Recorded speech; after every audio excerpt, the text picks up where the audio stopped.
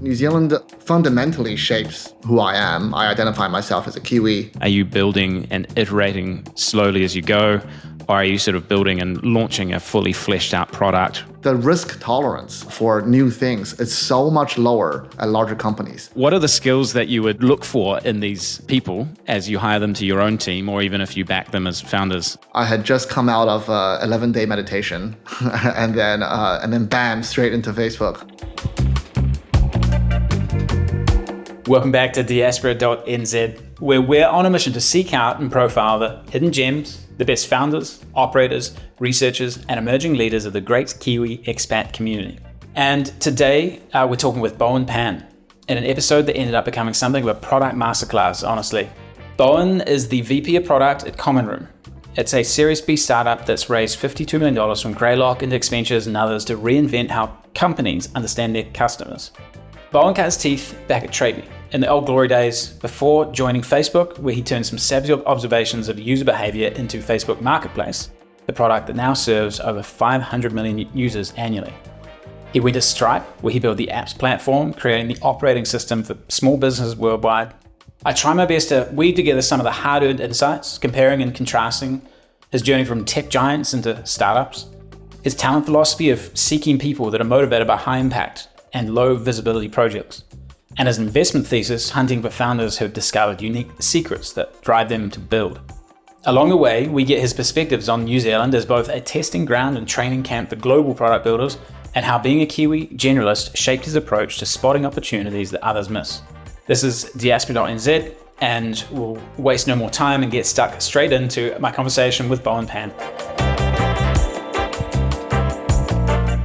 Bowen Pan, it is an absolute pleasure. We've had several false starts trying to get this episode recorded, and I'm so glad we finally made it. Pleasure to be talking. Thank you for joining the Diaspora pod. Yeah, likewise. Really glad to be here and have listened to many episodes in the past. A fan of all the guests in your interviews, so glad to be here. I'm curious, as a starting point, you're a VP product at Common Room. Tell us about what drew you to that, and when was the moment that you realized that might be possible? Yeah, so I think even going kind of beyond any one particular role and one particular company, what's always driven me in terms of any products, any opportunity, joining any company, has always been this idea of potential, and specifically the idea of wasted potential. I've had this itch ever since a child that I just really, really hate the idea that, hey, if someone, something, some opportunity, some idea can be done and it should be done, and if it's not, then you're kind of withholding something that should be out there in the world, that should be better done, and it should be better served by a better product or a better company, or et cetera, et cetera. And that applies to a lot of the things and a lot of my philosophy, whether it is about joining startups, starting my own companies, disrupting existing industries. That's kind of always been my framing, because in a way, often incumbents have been, because they've been operating in a certain way for so long, often they operate in very inefficient ways to unlock potential of what the value could actually be for customers or for markets. And so I often see that in that I have always been in the belief that everything has an arc, and they always have an arc of the initial founding, birth, and if you are lucky, you get into this hyper growth, then you get into this golden period, and then you get into stability, then decline, and then you move on to the next thing. I think one of the things that I love about tech as an industry in general is that nothing is guaranteed in terms of you staying in that stable phase, in that you have to constantly prove yourself in terms of the value that you bring to your customers and to markets. And if you are, as soon as you get into this phase where you get arrogant, or you don't feel like you can just kind of glide in terms of what you're providing, often that's when you start declining. Mm. I've always had the belief that, hey, one of the roles I love playing is that I love to accelerate the demise of any decline of companies that should be declined. or if that's a phrase. That's all part of this idea of potential. And so I think that works for me, whether it is the largest companies, sometimes very large companies are the best ones to realize the potential of something. Sometimes smaller companies, sometimes medium companies. And in a lot of the work that I've done in my career, I've seen that they are often, it's not always in startups, sometimes it is. And I've had a lot of fun, a lot of joy in kind of bringing out the potential in those opportunities. Sorry, that was a kind of a rambling. No, that's great. I'll connect some threads for you because I think that's a really good place to start. I see this sort of reducing wasted potential, or otherwise put, raising aspirations, showing up in a few ways. I mean, Common Room itself is that in a way. Like you could say you were motivated to build a product that supports a customer because if you can do so, you'll help those customers identify new opportunities. You'll help them build better businesses, become more worthwhile in their own ways. So there's a very highly leveraged way of doing that. You're also doing some angel investing and some LP investing and things on the side. So you're sort of participating in those. I wasn't going to ask this question to the end, but I'm going to jump straight into it. How do you think about, I feel the same, and sometimes it shows up as like a shiny object syndrome. I want, every time I see wasted potential, I want to go and jump in there and support it and help. You've also got a young family. How do you think about your own life and your own ability to focus and your own ability to execute on the role at hand today?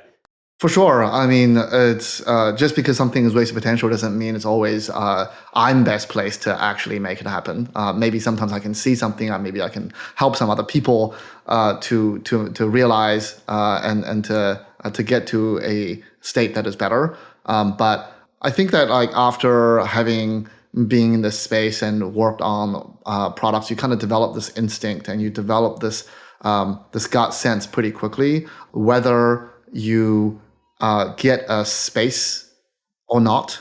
And I think that whether I decide to work on something myself personally, it's actually a very simple formula. It's if you just look at the three axes of product, market, and people.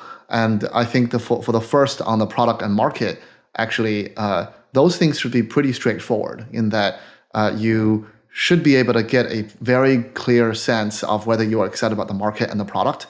And the thing is, you could be wrong. Like maybe you're completely wrong about whether the product and market is exciting or big or not. It doesn't really matter, because if you don't think this is exciting, either it could mean that you are in fact the expert, or maybe you just don't get it, and that's fine. Like because that means that you're not the right person to really work on that market and product. But I think the most difficult piece has always been people for me. Has always been figuring out, and I think that is by far the biggest idiosyncratic risk of working with any group of individuals, is the people side. And I think there I've really learned over time to trust my gut instinct on the type of people that value the things that I know is important to me in terms of how products are built, how teams are built. Yep. Because there's many different right ways for building the right product. And I think that's kind of one of the open secrets in building successful companies, is that there are infinite number of right ways. And there is no particular one style, no particular one kind of a strategy that just works. It really, I think the secret here is that you really have to find your people and stay true and unapologetically true to the superpowers that you have, and accentuate the superpowers and find people that can surround yourself with those kind of people. And so that's been really, really important learning for me as I have progressed in my own career and also have worked on various different products. And so the people side has been really important. So much more to explore here around the people management, particularly as you go through your journey to, you made a comment earlier about sometimes big companies is the way that you can have the most impact. So you've worked at two very big companies, several, but in particular to focus on Facebook and founding and launching Facebook Marketplace. To me, that checks two boxes already. That's sort of uncovering otherwise wasted potential, helping people sell things that are sitting around in their homes. And then also you built the apps and experience platform at Stripe. And in those two cases, those are two companies renowned for having high talent density, being quite effective while at scale. I'm curious, let's go back to the start of that journey. And in Facebook, when you are setting about inside of a large company, building the right team to take on a problem, how do you, this comment you've just made about screening people for the values that they bring, how did you go about, I suppose, even coming into that opportunity within Facebook at the time, and then building the team, but assembling the A team to go and tackle a problem like that?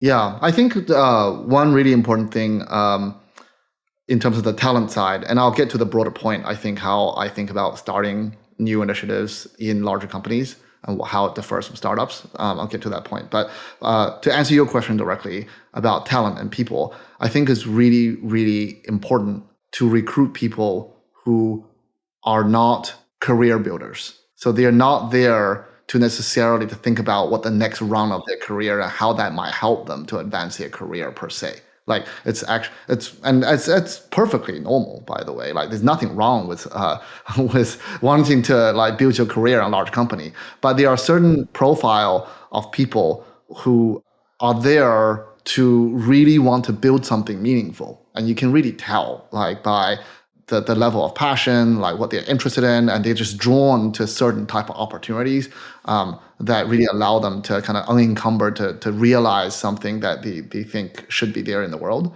Let's get tactical on that. I'm curious, like what questions you're asking them, or what projects are you giving them as take home in order to really determine this? Like you're not a career builder, you're in it for the right reasons. I always say the best projects in large companies are high impact, low visibility projects.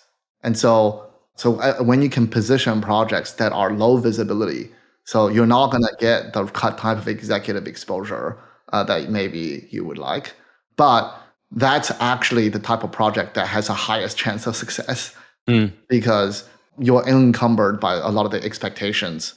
In startups, you're basically trying to get to product market fit and then live long enough with your cash burn to get to the next raise with your investors. With larger companies, you are trying to have your project live long enough for the next review for executive attention.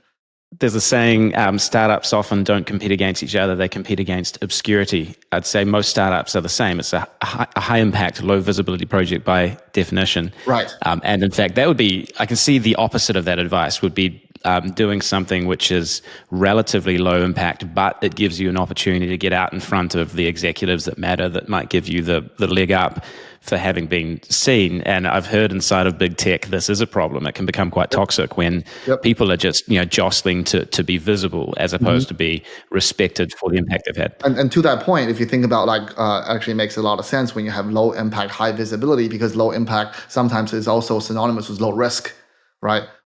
Where you can guarantee some outcome, but it's at least seen, and you can then use various different ways to window dress kind of what that impact could look like and why you're competent and all that stuff. And that kind of people are, in my opinion, for the type of 0 to 1 projects, like building out marketplace, like building out some of the things that I've been with, are just not well suited for that project.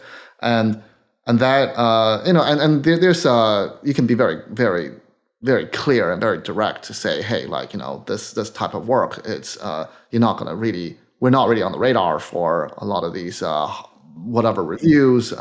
We have you're gonna be very scrappy. You're not gonna have a ton of resourcing because it doesn't have a lot of visibility. But hey, let me describe to you the opportunity. And then you can see kind of that sparkle in their eye. You can see just that glee, that excitement, that it's kind of this shared secret that you just told someone, and then and they want to be part of that movement, and that's really, really special. I think so. So I think that element there is that shared commonness with startups. But I think that at a macro level, though, big companies starting new initiatives at big companies versus starting doing work at a startup is so drastically different that it's really, really important to know that, in my opinion, starting a new project, a new thing at a big company is at a disadvantage against startups in almost every single aspect except for one thing.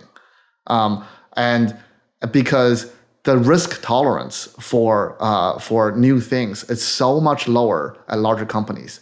Even if you were to set up a separate incubator, like a whatever corporate incubation, Like Google X or Google X, and Meta Reality Labs or something. Yes. almost every single one of those result in failure because the level of risk appetite is just fundamentally different from venture. Right, like you can't have a corporate incubator that just fails 95% of the time. It just doesn't compute for a lot of the corporate executives. Unless they get the talent piece right, which if you find the people who are there for the high impact, low visibility projects, and you can give them enough independence. And you said they failed to compete on all vectors except for one. What is the one? And I think the one thing is to look for latent behavior of what your customers are already doing, right? But they are hacking their way in the product to try to make that happen, right? And there are so many examples of that across the board that we've seen that eventually turns into something. So put us in your shoes of probably 2015, 16, you're at Facebook, and you are seeing some sort of latent behavior around commerce on the platform. Take us to that moment. Yeah, so it was 2014. And I had just come out of 11-day meditation, and then bam, straight into Facebook as my first day, fresh out of grad school, and then as part of the Facebook, anyone joining Facebook, regardless of your seniority, you spend the first 4 to 6 weeks in what's called boot camp, where you learn about the systems, you learn some basic coding, you learn the data systems, whatever. So one of my projects that I kind of self-anointed that I was really interested in was, as part of data camp, was that I really, really wanted to look into the idea of commerce on Facebook.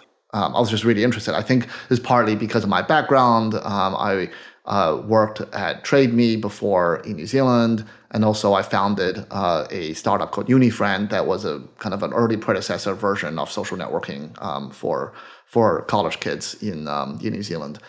So I had this natural kind of interest in the idea of commerce in social networks, and so I started looking. So I just started looking to say, well,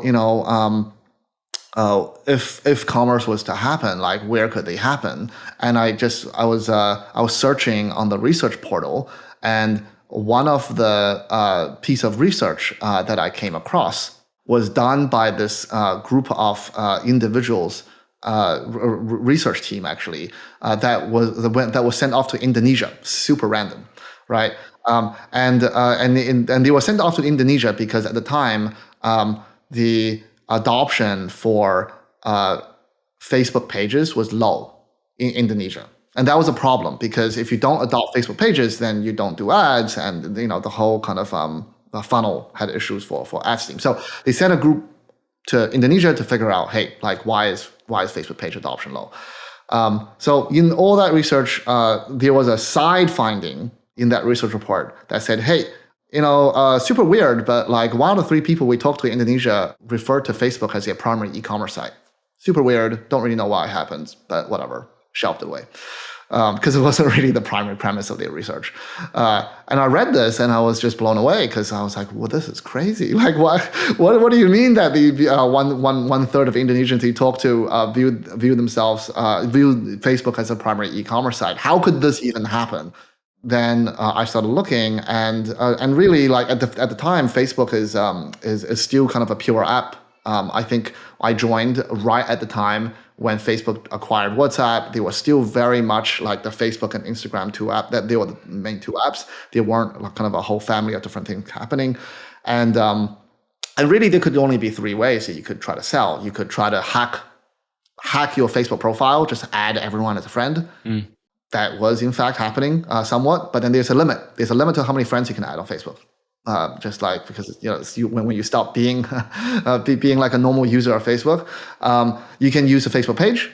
That couldn't be happening in Indonesia because no one was using pages. And then the third is Facebook groups. which really was the only place where you could be buying and selling stuff, right? And so I had this inkling. I was like, well, could people be just creating Facebook groups to buy and sell? And the thesis here was, hey, it's not because Facebook was some brilliant platform. It's because it's because buying and selling was a latent human behavior, and there's a billion people on Facebook. Just like the old, I'm going to date myself, but like the old BBSs of the world, like the old, like the early days of the internet, where people would use these newsletters and the mail servers. Even then, there was buying and selling behavior. Yeah. It's very similar in forums and stuff. And so people were just creating these. So like, could people be doing this?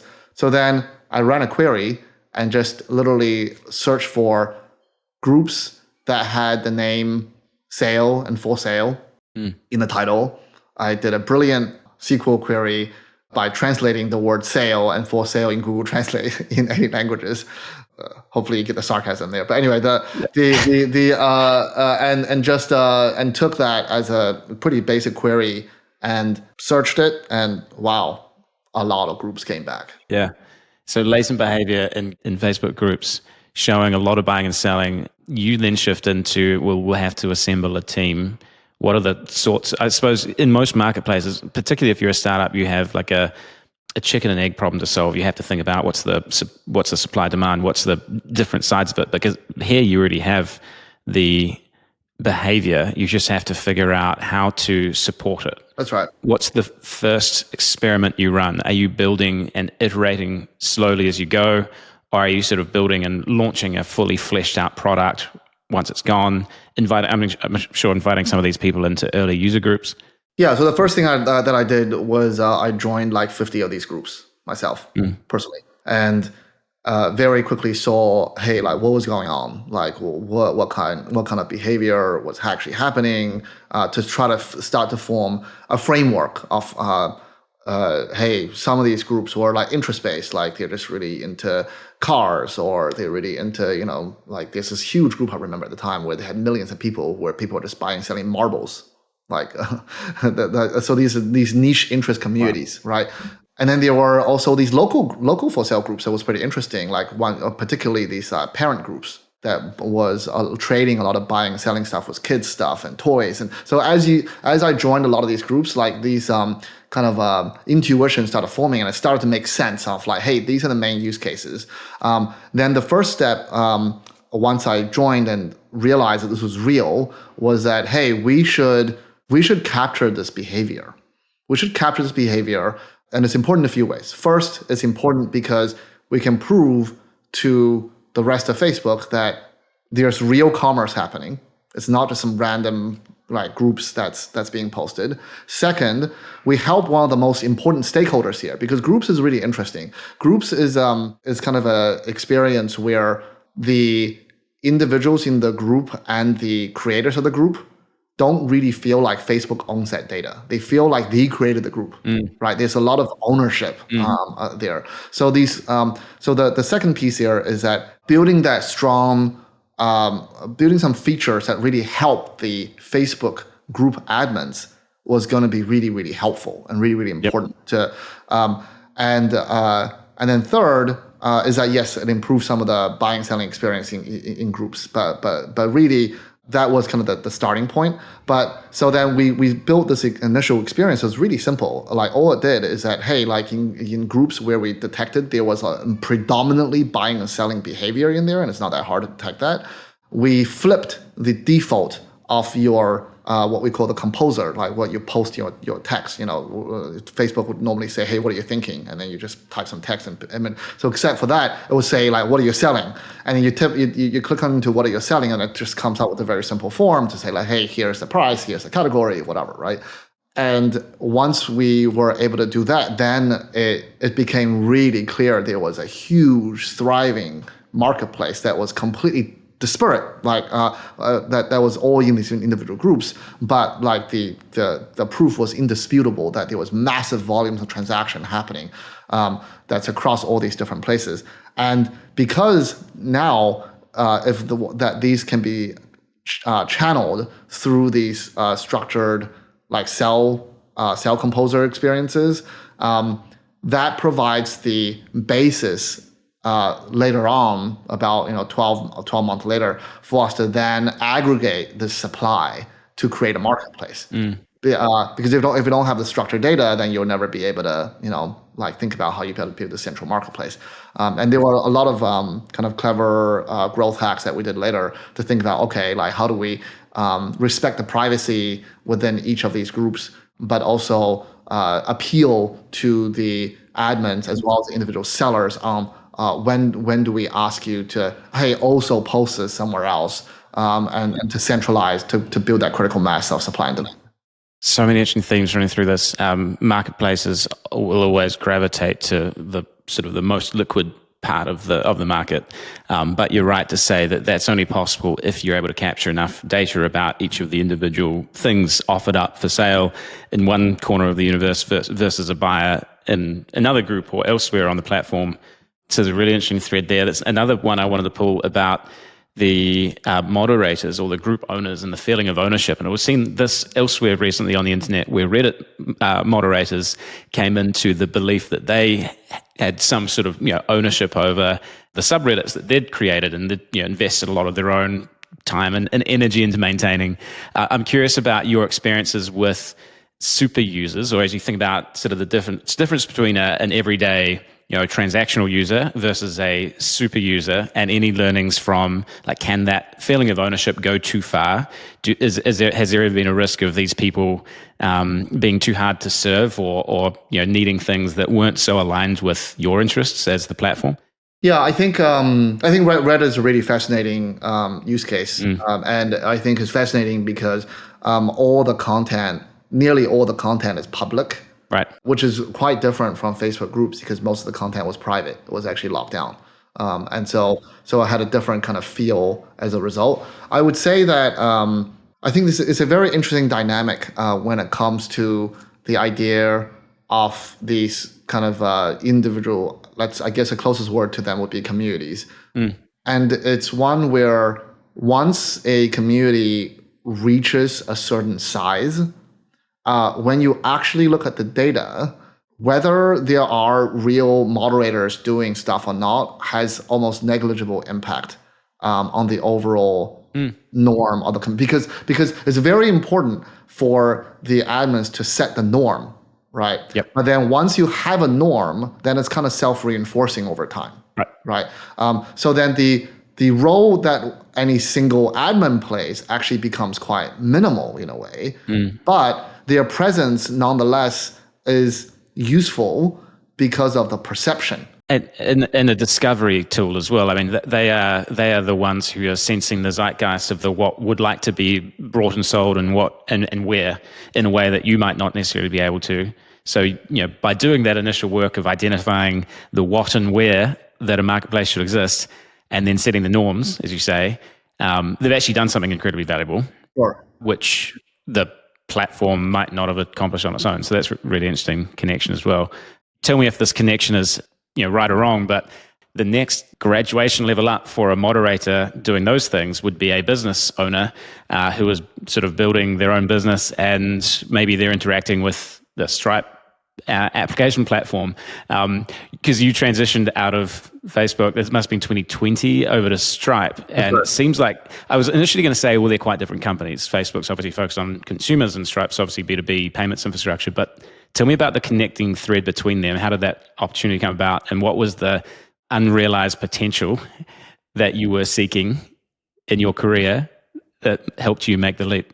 Yeah, I think for me, the unrealized potential that Stripe has promised, and I think is continuing to actuate, is this idea that there's a lot of friction for SMBs, and there's a lot of friction in general for money movement across the internet, and that there's has always been this vision that, hey, why should money is just bits, right? Like, and so why can't money movement be as free as any other piece of information? Well, there's a lot of reasons for it, obviously, because there's a lot of incentives for bad actors. There's a lot of the cost of mistake is very high, and et cetera, et cetera. But regardless, like, that friction in money movement is one of the major impediments for commerce, and one of the major impediments for for the growth of economies and lots of other things, right? So I think the vision for Stripe is really starts in that very simple but difficult premise of how do we make money movement as simple as possible, and then from there build that up as kind of as an ecosystem to help small businesses with essentially an operating system of sorts, so that you abstract away a lot of the difficulties of how to do business, whether it is filing your taxes, whether it is like revenue recognition, in addition to payments, et cetera, to make that really easy for you. And as part of making that work, you can't do that alone. Like, it is impossible to serve every single piece of that ecosystem plus like whatever. If you're building an operating system, you can't build every application on top of that operating system. Yep. That's by definition not an operating system. And so that's where kind of the main premise of Stripe Apps came in, is that, well, we need to provide a core operating system offering so that we allow for the broader developer ecosystem to build applications so to serve small to medium businesses, so that there can be this thriving operating system that helps small businesses to do business online. And as you say, sort of the business is building on that ecosystem. By enabling them, you're allowing them to seek out the opportunities that you might not be able to see as Stripe. I'm curious about this connecting thread still between payments and the marketplaces in different parts of the world. When you're back and launching in Indonesia, how were the payments being processed for the goods that were being transacted? Was it always off-platform cash, or Facebook has had a history of sort of trying to get involved in being the wallet to these transactions as well. There was the Libra cryptocurrency, which ultimately didn't work for many reasons, political included. And across Stripe, they've recently acquired stablecoin platform Bridge. Sure. Tell me about this connective thread across the two. Have you been following the stablecoin or international payment rails space independent of these two big companies? Yeah, I think it's really exciting. I think that I do think crypto certainly as a upgrade to the current payment rails has always been a really exciting promise, and it's an area that I think you're seeing more and more investment, and there's a lot more that we could be doing there. The fact that if you think about the clearinghouses of the world and how long it takes for them to actually clear out and to validate these payments, why do bank transfers still take so long when there's really just a movement of bits? As you actually kind of peel back the curtains of the payment industry, like you'll realize just how many legacy systems there still are. How many of these are still reliant on CSV uploads? It's actually pretty crazy. But yes, I think that the on-ramp, off-ramp using crypto as an example of moving forward the payment rails is a very, very exciting and I think in time an inevitable part of the change in the infrastructure. Which sidebarring a little bit, one of the frameworks I really love that I think describes almost everything that's of value to people is almost anything I think can be categorized into the movement of bits or movement of atoms. And it's a really interesting kind of mental model. And there are businesses you can build that facilitates the movement of atoms through the movement of bits. There are businesses that you can purely build to reduce the friction in the movement of bits in itself.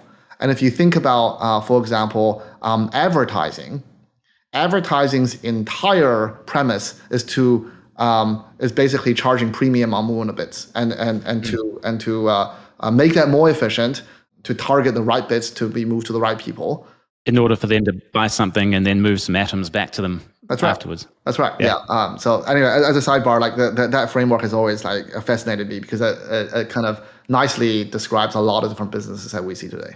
One thing I've found is you establish yourself in a career and you look back on what you've achieved and you're able to look at the world through a high level philosophical lens like that. Curious about how this translates back into people earlier in their careers. So I'm sure you do some mentorship advisory work, or it's when you're angel investing in younger founders, or helping about people who want to start companies or want to join high growth and talent dense companies.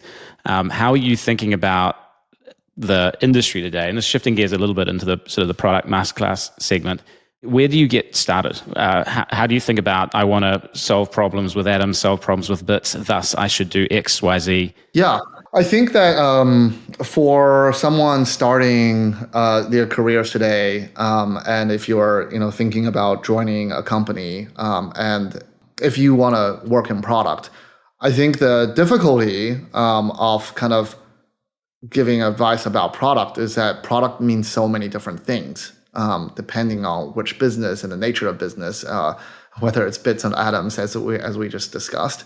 And now, if you define product as purely the kind of the work to figure out what to build and whether there's sufficient value for customers, and that iteration, and then iterate to then make that better, to then have a feedback loop. If you define that as product, and I think most people think about product either as some kind of a UI or on the computer, or some kind of a piece of infrastructure, or some piece of hardware. If you define that as product, there's a lot of things that's missing from that, actually, right? Like there's a piece of how do you think about revenue? How do you think about your cost basis? How do you think about if a product requires a lot of like management of people? When people often say product, they tend to exclude those other things, and there are certain platforms and certain companies that do operate in more of that pure product form. And I think so. So the first thing I would say is that it's really important to know, or at least be more intentional. If you don't know, that's fine, but be very intentional about picking the type of companies that kind of manifest the way they do business in a way that aligns with the type of product you actually want to build. And depending on the nature of their business, there's different focus as a result, right? Like if you think about if you take some of the big companies, for example, I would say that often that there are companies that truly are product driven because they have to be. Like if you take Facebook, for example, in my opinion, Facebook is probably one of the most product driven companies out there. And it's because they have to be. At least by your definition, I just loved and I want to reflect on was product as the doing the work to identify what people need, or doing, what was the line? Give us that one again. Yeah, just identifying what people actually need, then figure out what to then build to fit those needs, then and get a feedback loop of like where you right in meeting those needs and then improving that cycle. And thus follows, well, Facebook is a great company for that because there are so much data, so much activity. There'll be obviously lots of sort of latent user behavior, one of your earlier terms, which as an individual who wants to lead product or whatever product becomes, it is a great place to hone your skills or hone your taste as for the identifying what people need and then doing the work to prove it. Right. And then Facebook also lives or dies by users. Right, yes. Like literally, it needs to be user-led. Otherwise, it dies as a company because it's completely chained to what people do. Like people say, ironically, that hey, people are chained to the algorithm, but the algorithm is chained to the people behavior.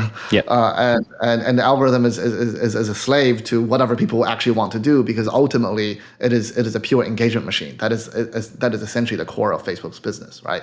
Does that principle generalize into any company that has a lot of user behavior? Obviously, that seems obvious but there'd be somewhere about you can better to learn at a consumer company versus an enterprise, or where there is more flexibility or scope for consumers to kind of use the product in their own way, as opposed to having kind of a rigid job to be done.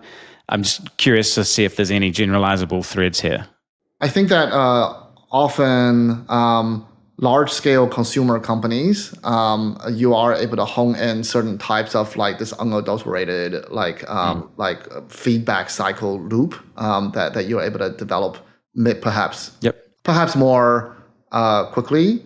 But I would say that may not be the thing that you may want to optimize for, right? Because in order to build products in B2B, there's a lot of other things that you also have to take into consideration. You care a lot of, so in B2B, for example, that's not, for example, an advertising model. It's really, really important for you to think about like what is the value that you need to deliver because people need to pay for it. Yep. And then what is your cost basis? And so any type of product role in B2B has a blend of a GM role. It's just by design, because you have to think about the value you're delivering, how much it's costing you, what your customer acquisition cost is, and it's starting to look like more like a GM role. So almost like every PM in a B2B SaaS company needs to, unless you're humongous and you're working on some like little cog of a small product, but otherwise, and that could be very, very valuable, right? And then there are also other companies where it's also really important to look at the DNA of the company. That's kind of another input into how product gets done. And I think the other aspect, if you, for example, look at a company like Google, and a company like Google is essentially founded by folks who are really, really smart engineers and has amazing technology. But at its core, like Google cares deeply about having the deepest moat and the best engineering prowess, but then having that emphasized over, say, hey, like what is the actual use case for this technology?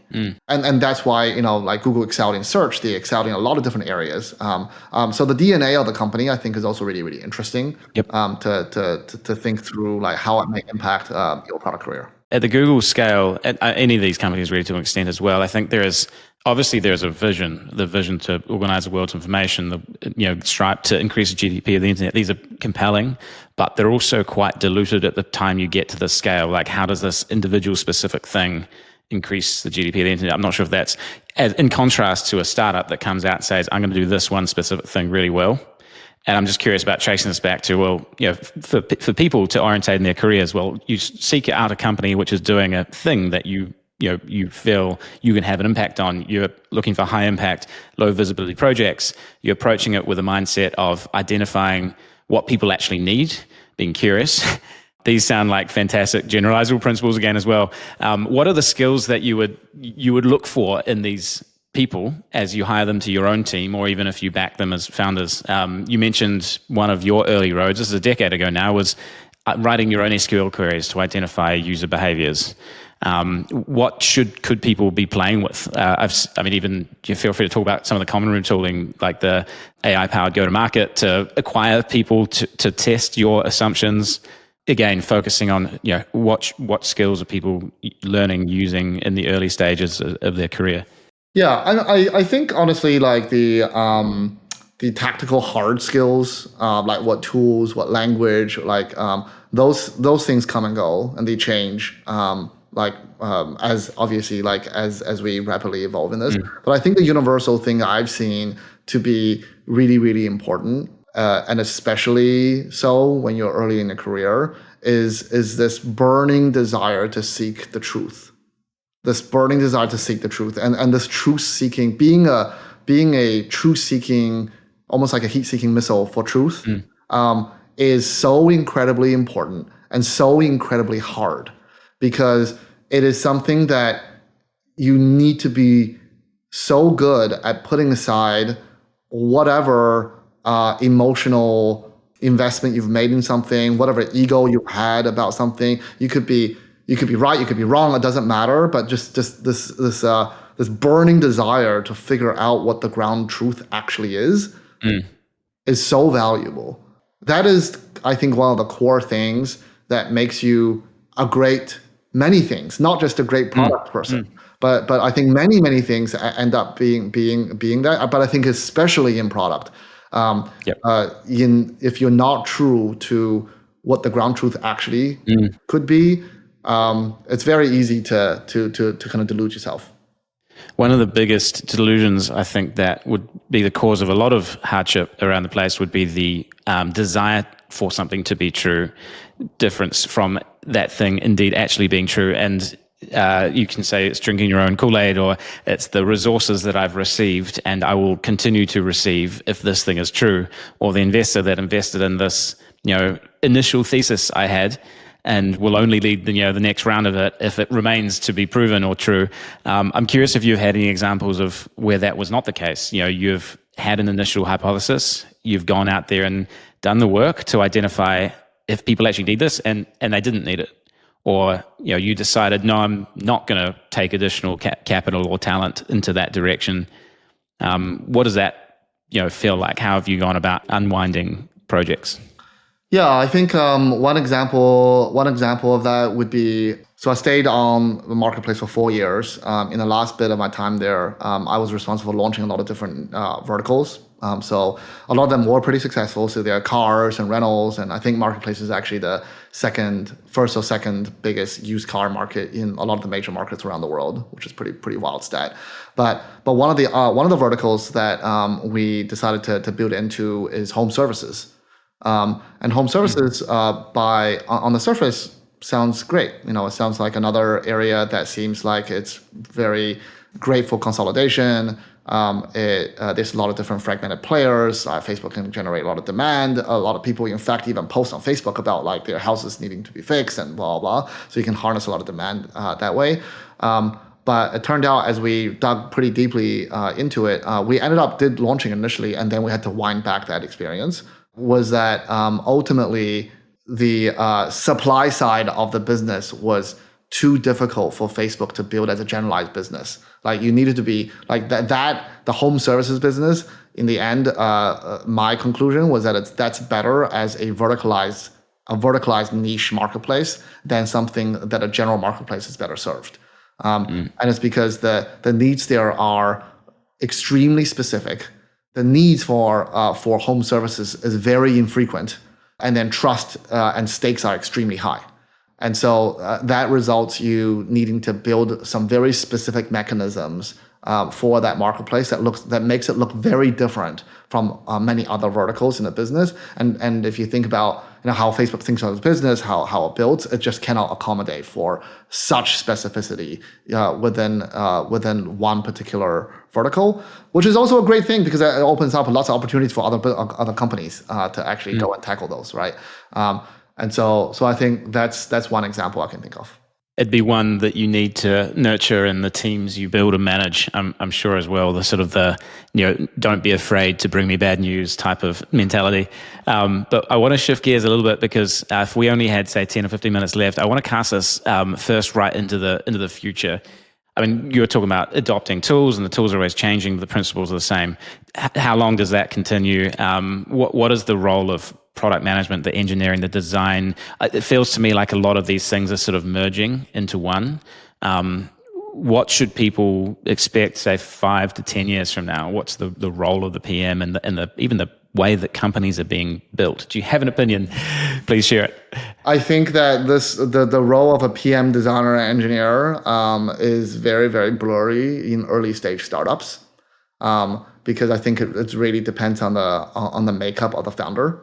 And I think that with the advent of a lot of the tools, like Gen AI and other ways that we can very quickly get to prototype very, very quickly, that will continue to blur. And I think that's going to be really interesting to see as we fast forward 5 to 10 years. But I do think that for any company that is operating at some level of scale, it doesn't even have to be massive scale, like including like a Series B scale, let's say.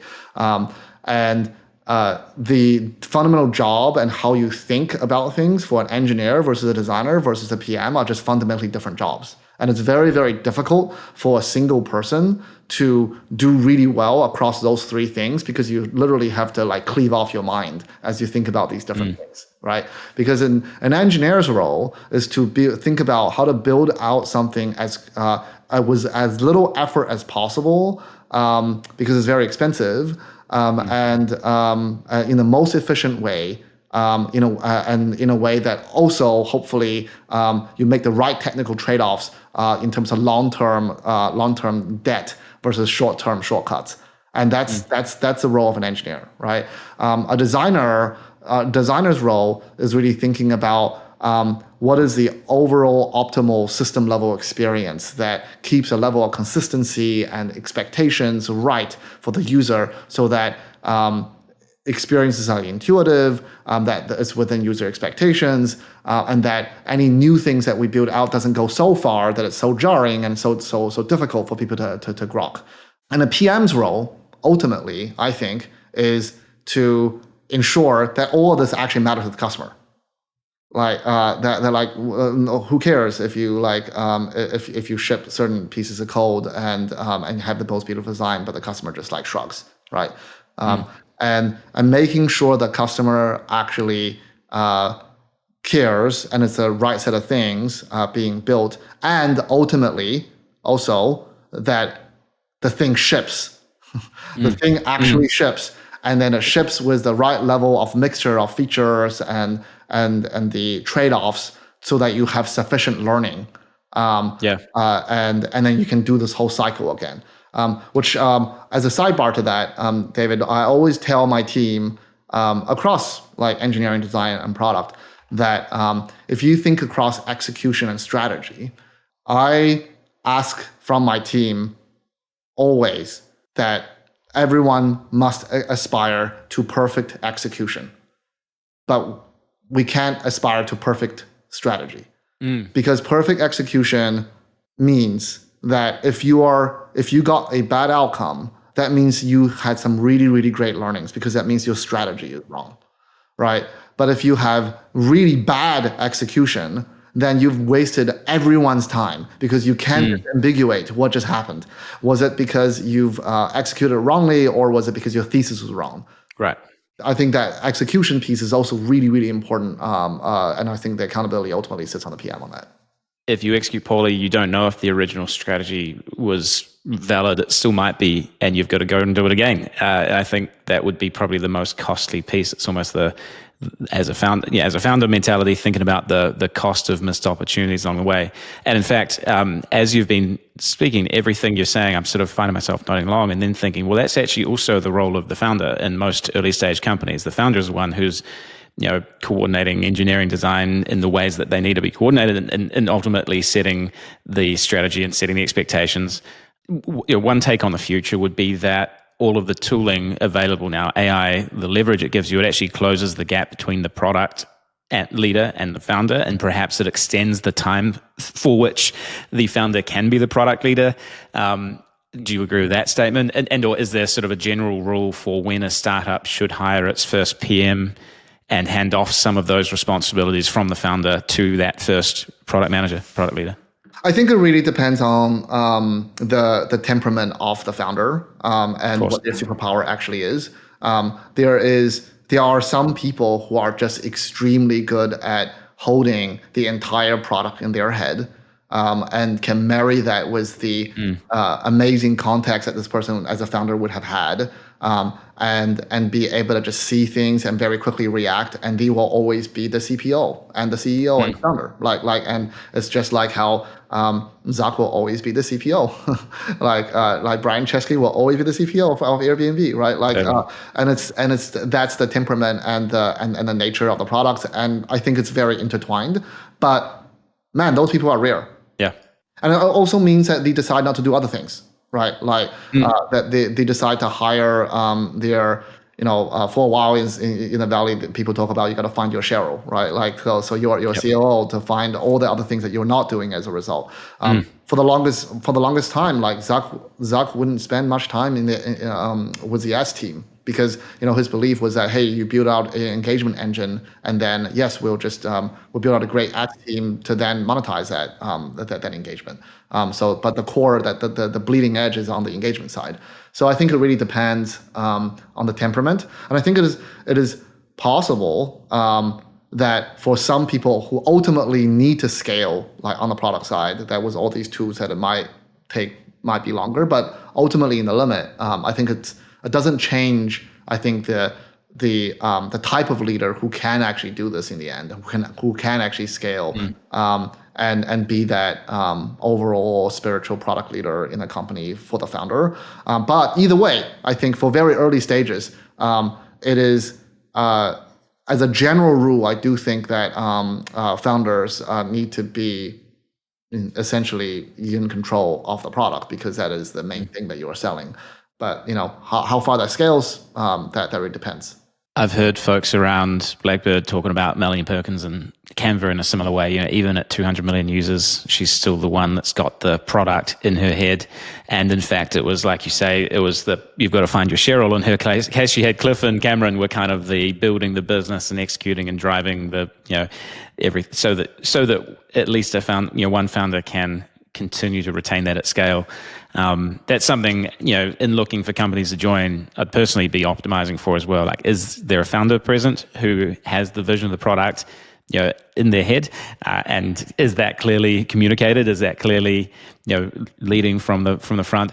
I'm curious, let's flip and go all the other way back, because we haven't actually spoken about New Zealand once at all. You landed in New Zealand when you're about 9.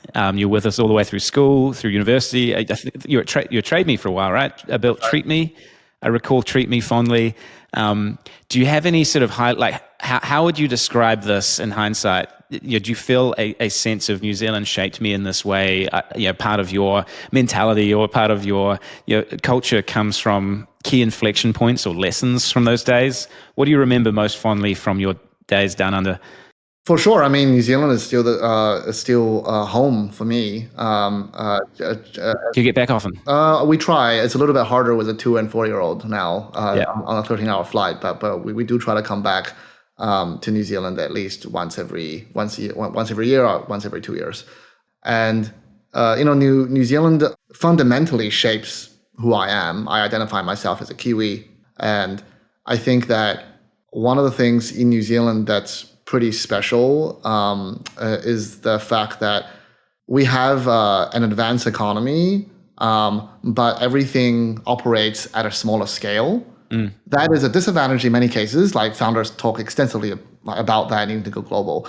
But I think for folks who are at least starting their careers, often being able to see across many different areas is actually a big advantage. And the experiences that I've had at Trade Me, for example, I think at the time, Trade Me had 90% of all domestic traffic in New Zealand, which is like crazy. It was basically commerce in New Zealand, and having one corporate entity controlling basically almost all commerce online. Where would you find that in the world? That in an advanced economy is very difficult, right?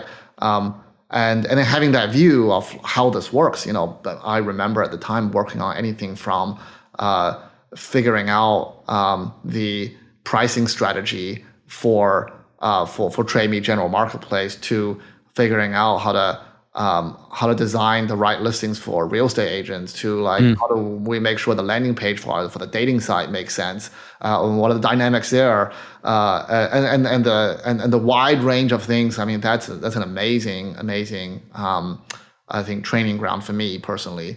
Certainly, I've seen elsewhere people who, in New Zealand, you'll get generalized experience, exposure to so many different things, where the equivalents in big markets would just have to be sort of pigeonholed into a speciality far early in their career. That'd be an interesting one. And on the geographic bound, it's actually an interesting crossover here, because I think not sure if you were personally involved in making these decisions, but at Stripe and at Facebook, both companies have been known to use New Zealand and sometimes Australia as kind of a testing ground. Like, you'll roll out a consumer product and you'll sort of observe user behavior here, so as something of a proxy for developed markets. Curious about that. Were you involved in making those decisions and observing that user behavior in this market? And as a startup investor in New Zealand, as somebody who works with New Zealand-based founders very regularly, one of the things that people get tripped up on is kind of extrapolating the user behavior in New Zealand to the rest of the world. You say, because this startup works here, and with this group of users, and there is 1,000 times more of those users in this market, great, it works in that market. All I have to do is raise the money and build the product. Often that's not right. So I'm curious about how, sort of looking from the other side of the table, thinking about trialing things in a market like this, how you'll balance and de-risk that sort of cultural nuance and different considerations around the user behaviors. Yeah, I think that, so yes, at Facebook, for example, where you decide to launch a product is up to the individual product leads. And so a marketplace was in fact first launched in New Zealand. Brilliant. Thank you. Love being a guinea pig for the world as well. We get it first. I do think that perhaps a delineation is between B2C and B2B. I think that consumer behavior, generally speaking, are more applicable. They are more applicable than not compared to New Zealand and the rest of the Western world, at least. I think B2B, there can be a lot of nuance that's a little bit harder to extrapolate. And especially when you get into industries that are regulation heavy, have very, I mean, in the US, in B2B, sometimes it's even different from state to state, given how large the market is. And so I think certainly at Facebook, like on the consumer side, we've seen that, like it's broadly applicable. Like the kind of behaviors that we see on the consumer side is pretty strong. And if I was to extrapolate to think about, okay, like how do we think about advertisers on the Facebook side, then that would be pretty different. I would be hard pressed to think about, should we launch like a new ad product in like New Zealand market? Like I don't think people would think about it that way. People might think about, let's pick a few advertisers and test with them instead. So really I think that what's important is think about your sample size and how it then kind of blows out that way. And there's actually a lot of nuances, by the way. Kind of a sidebar, but I think hopefully related, David, is a lot of this also relates to like how if you think about some of the food delivery companies, like which cities he picked first, and then how does that apply to the rest of the places? And I remember that, for example, some of the food delivery companies would often look at San Jose as opposed to San Francisco, because San Jose is much more applicable to other U.S. cities in the way that the city is designed, and winning in that and proving that model out is much better. Despite the fact that lots of companies like to have a bias to launch in San Francisco, because like that is kind of the default mindset. This is brilliant. I think there is some principle here that would actually be worth extracting. It's like at the consumer end, so just to play back some of what you've said, at the consumer end of the spectrum, generally behaviors are consistent. And of course, there'll be lots of exceptions to that, maybe dating or maybe some of the ways that Facebook was being used in Indonesia versus elsewhere in the world. I think that's a perfect example of why that is not always true. And then I wonder if at the other end of the spectrum, well, certainly there'd be a cultural specificity or perhaps sort of local regulatory engagement where you do have a like B2B businesses will be very different. If you're doing resource consent administration in New Zealand, it's going to be very different in Australia and UK and US and everywhere around the world. It's very difficult versus if it's generic CRM software. Generic CRM software is probably going to be relatively similar no matter which business is buying it. Right. So perhaps you've got a high to low local specificity versus a large to small customer 2x2. Yep. And perhaps in different stages, one thing that might fall out of that would be, can you stay in New Zealand and build your company from New Zealand? Or should you actually jump on a plane and go sit and live in market and look over your customers' shoulders in person? And you've been across both of those. Does that distillation of your principle resonate? It does resonate, and I think that that could be a pretty cool 2x2. But I do think that from a product perspective, there's not many compelling reasons why New Zealand founders can't build great consumer products from New Zealand, except for the fact that I think one of the main benefits of being in the Valley is just collision of talent. I think that's probably like one that's hard to replicate. And I think with B2B, that really depends, as you mentioned. I think there's a spectrum there. And for some, you just have to go to the market. Well, let's shift there. I'm conscious we're over time, but if you've got a few more minutes to share about when you are sitting in Silicon Valley, as you are as an investor, angel investing, LP investing, you've backed some New Zealand companies, you've backed some New Zealand funds, including Blackbird. Thank you very much. What do you look for in startups? Like who should come and see you and why? I look for founders who've discovered some sort of a secret that they have been, because of the their life experience, their unique set of things that they've done, that they were able to see something from a certain angle that isn't completely obvious to other people, but it makes so much sense to them, and they're just incredulous that it just isn't there, to the point of this realization that, hey, there's some real wasted potential there, and it just needs to happen. Like there's this burning need that it just doesn't. It's driving them crazy that this thing isn't real, because it just needs to be. And I see a lot of common threads of great founders that I had the privilege of helping or talking through their ideas, etc. That's a pretty common thread. And then everything else, I think, is then up to great execution. And the constant iteration and the grit and everything else that you hear about great entrepreneurs. But I think the key thing I look for is really that special something that allows you to get that secret of what really just makes sense to exist in the world. Earned insight, driven by passion, righteous frustration that this thing doesn't exist, coupled with execution capacity. Sounds like a formula I want to invest in as well. That's brilliant. My final question was going to be, what can we direct in your direction? What are your asks of the diaspora? Are you hiring right now at Common Room, other than founders with that passion who should come and see you? What could we help you out with? We're hiring. So we're definitely hiring at Common Room. And I didn't get a chance to talk much about Common Room, so I can give a quick spiel there too. But let's do it. We're hiring PMs, we're hiring sales and go-to-market.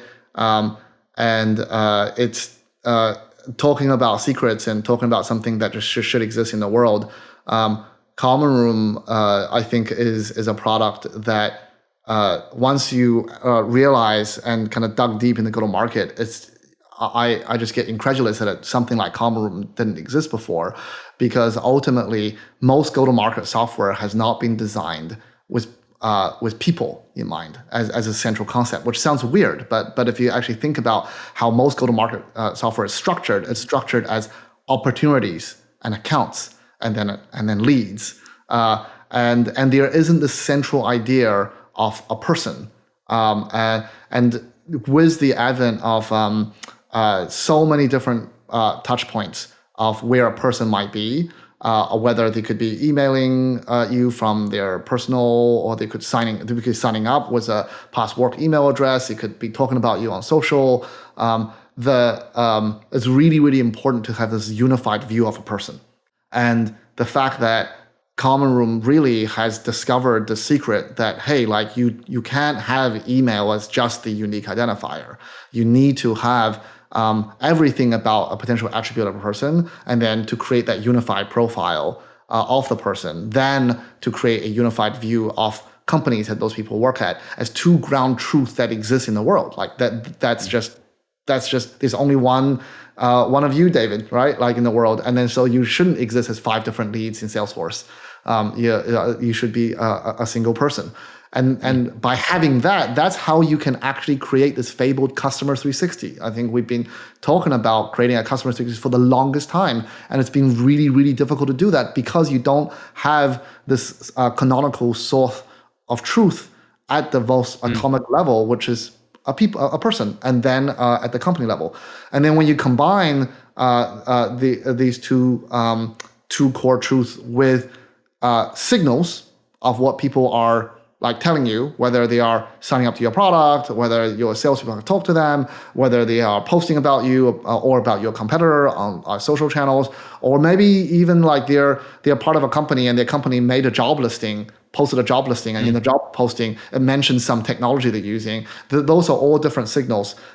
You merge this into this idea of this unified identity, and then you build out this workbench and this automation layer for sales and marketing team to actually go and take action, to build plays, to measure what works and what doesn't. That just makes sense. And so that's kind of the core of what Common Room is built for. And we have the privilege of serving some really kind of forward-thinking go-to-market teams with the likes of Notion and Zapier, Atlassian, And it's been really, really exciting to do that. So the thing that you all could help me on is we're growing really quickly, and so we're hiring across the board, across product, across sales, marketing, and so any great talent who wants to define the next generation of go-to-market, let me know. That wasn't meant to be a layup, but you took the ball and slam dunked it. So that was awesome. Thank you.